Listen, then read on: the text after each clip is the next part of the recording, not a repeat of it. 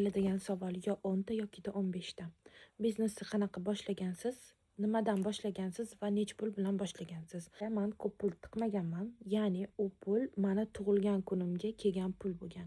Tug'ilgan kunimga $100 pul berganlar. Men u pulni kiyinmoqchi bo'lganman, ya'ni qishki kiyimlar olmoqchi bo'lganman. Qishki kiyimga biznesimni boshlash uchun sarflaganman. Lично men biznes boshlash uchun, ya'ni onlayn biznes boshlash uchun $100 pul sarflaganman. Men bundan oldin ham onlayn biznes qilganman, ya'ni karantinda. O'sha sabab men qo'rqmasdan tovar olib kela olganman.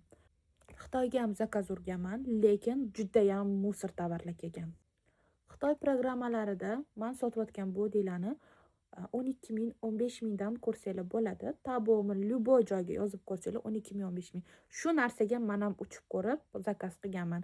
Ya'ni menga hisoblaganda bo'ladiganman. Da shunaqa bo'lgan kargosa bilan. U tovar qo'limga olganman, lekin juda ham kichkina, cho'zilmaydigan razmerda kelgan. 1,5 million pul sarflaganman. Men hozir sotayotgan tovarlarim O'zbekistondan, optimchilardan olganman. Lekin keyin taxminan обороtimda уже 5-6 million pul bo'lgandan keyin Xitoyga zakaz qilib urib ko'rganman. Juda ham kichkina, standart, даже 46-48 razmerga to'g'ri kelmaydigan, yaxshi emas tovarlar kelgani uchun o'zimizda qimmatroq bo'lsa ham optimchilardan ozgina foyda qo'yib sotishni boshlaganman va boshlaganman. Inshaalloh Xitoyga borib tovar olib kelish niyatim ham bor. Xo'jayinim bilan inshaalloh boramiz, lekin qachon bilmayman, lekin niyat qilganman albatta do'kon ochib tovarlarni Xitoydan o'zimiz olib kelamiz deb. Lekin ungacha olmay pish og'zimga tush deb o'tira olmayman. Ozgina qo'yib ham foyda qilsa, harakat qilsa bo'ladi. Hozirda to'g'ri bilmayman tovarlarimni sonini va nech pul bo'lganini bilmayman, lekin anchagina tovarim bor уже. Har kuni keladigan savoli, bolalarim bilan qiynalib qoldim. Uyda zerikarli ayol bo'lib qoldim, uyda stressga to'lib qoldim deyilgan savol juda ham ko'p. Qizlar, lichna men ham qiynalganman. Lichna men ham stressga to'lganman. Lichna men ham bolalar bilan ovora bo'lganman. Ya'ni ikkita farzandim uyda. Как раз qo'limga $100 olgan vaqtimda men больницада edim.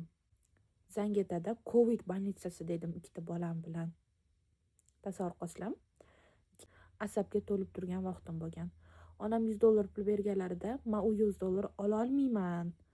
Men ol deganlarida men o'zim uchun eng katta qilgan zo'r sarmoyam tovar olib kelish bo'lgan. Men afsuslamayman, juda ham bu narsadan xursandman, chunki to'g'ri qaror qabul qilganman.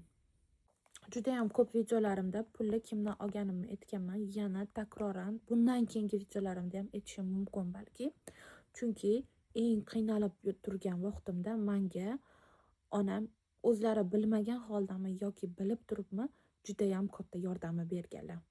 Kurs ochishimni xohlasangiz, kommentariyada kurs so'zini yozib qoldiring. Men shunga qarab kurs ochaman. Lekin kursim tekin bo'lmaydi. Nimaga? Tekin shtat emas, agarda bo'lishi mumkin. Qiziqqan odamni kursimga olaman, agarda kurs so'zini va plus belgisini qoldirgan insonlarni. Kursda nimalar bo'ladi? Kursda qattan tovar olishlarim va hammasini gruppalari bo'ladi. Va детский tovar ham sotsangiz bo'ladi, chunki eng hit продаж ketadigan bu детский tovar va ayollar kiyimi. Tovar boshlamaganimda albatta men детский tovar sotgan bo'lardim. Chunki ikkita menda bola bor, ikkita bolamga bemalol kiydirib ham, ko'rsatib berib ham sotsam bo'ladi tovarlarimni. Yuzlariga stiker yopib qo'yib, xo'jayingiz agar bolalaringiz yuzini ko'rsatmaydigan bo'lsa, yuzlariga stiker yopib ham bolalaringizga kiyintirib onlayn biznes qilsangiz bo'ladi. Ya'ni meni kursimda shunaqa narsani plan qilaman. Nomerlari bo'ladi. Agar siz viloyatda turadigan bo'lsangiz, o'sha tovarni men o'zim ham jo'natib bera olaman. Sizlarga o'rgataman. Videolarga olish, klientlar bilan ishlash